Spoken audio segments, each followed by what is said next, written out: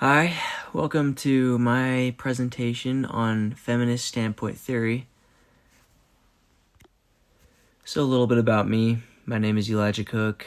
I'm 19 years old and I'm a sophomore at Salt Lake Community College. So in this presentation, I'm going to introduce both standpoint theory and feminist standpoint theory and how they go together. It will discuss similarities between the two and how feminist standpoint theory expands on themes presented through the original. Then, the approach that the theory utilizes will be revealed and explained, followed by a discussion on feminist standpoint theory's author and her development of the theory. Following this, the current status of feminist standpoint theory will be discussed, a theory evaluation using the 7 criteria, recommendations of how feminist standpoint theory can be improved, and ultimately a conclusive summary on the paper along with an explanation of what I have learned while studying feminist standpoint theory. So this theory was derived from German philosopher Georg Wilhelm Friedrich Hegel's work, which strove to discuss and interpret how the master-slave relationship created 2 deeply contrasted viewpoints for the participants. Feminist standpoint theory was developed by author Nancy Hartsock. She, alongside other feminist writers, began to understand that Hegel and Marx's work ignored the marginalization of women in the workforce and their oppressive barriers in standpoint theory.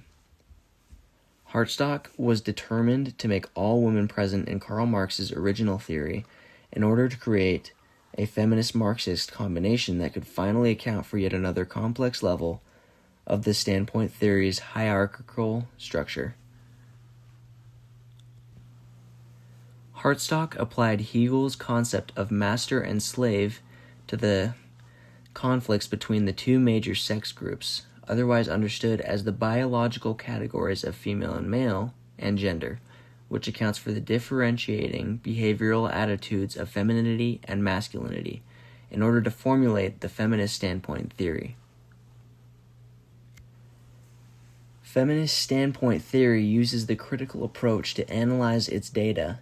It is distinctly important to standpoint theory because the critical approach allows for a hard look at the societal structures keeping often dominantly male groups in positions of power over equally qualified women. The critical approach creates a discussion where the evidence is analyzed and the whole point is to discover what groups of people are in command of their voice and able to more readily reach positions of power, wealth, and success. Using the 7 criteria, within utility lies the most common complaint that is brought against the FST, short for feminist standpoint theory.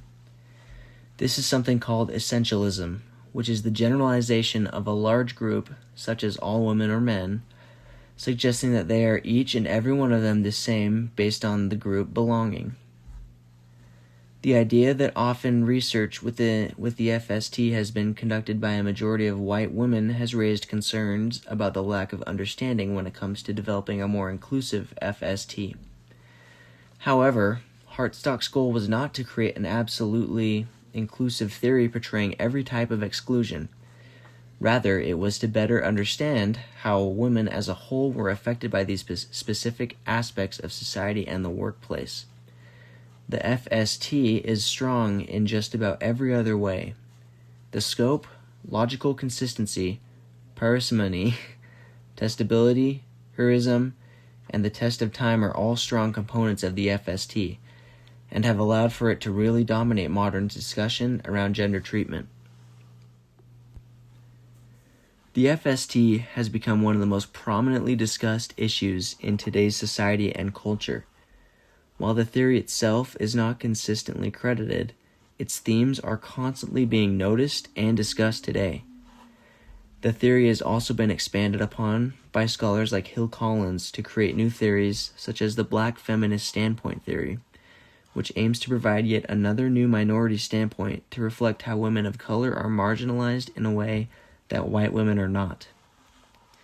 The main idea of this section of the PowerPoint is to point out that this theory, unlike others, is exponentially more relevant today and has become a prominent topic of discussion throughout the political, philosophical, and communicative studies all around the world.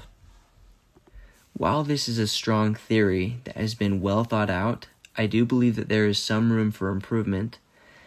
As discovered through the 7 criteria presentation slide, the idea that essentialism has restricted FST from being as broad as it could be is a valid criticism. It is important to the future of the FST to go even further beyond the black feminist standpoint theory by creating sub-theories revolving around each level of minority discrimination.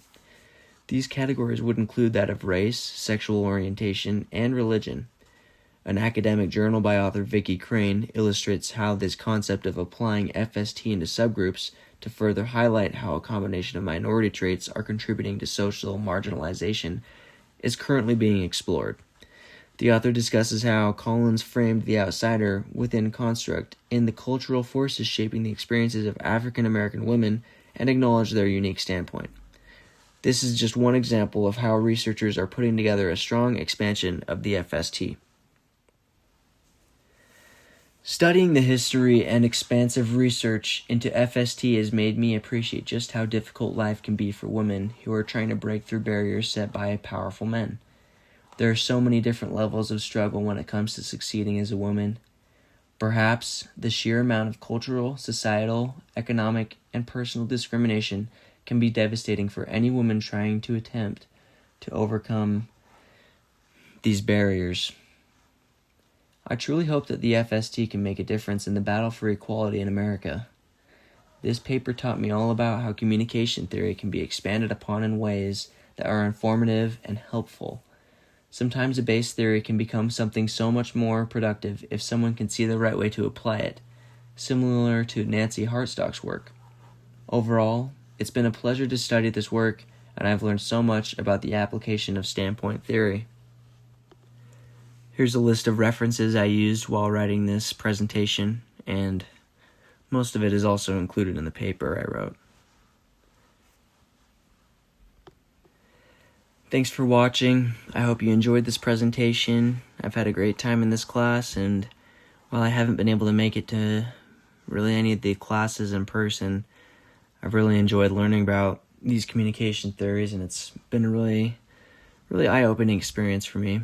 And these papers were actually a lot of fun to write too. Thanks for everything, and best of luck to you in the future.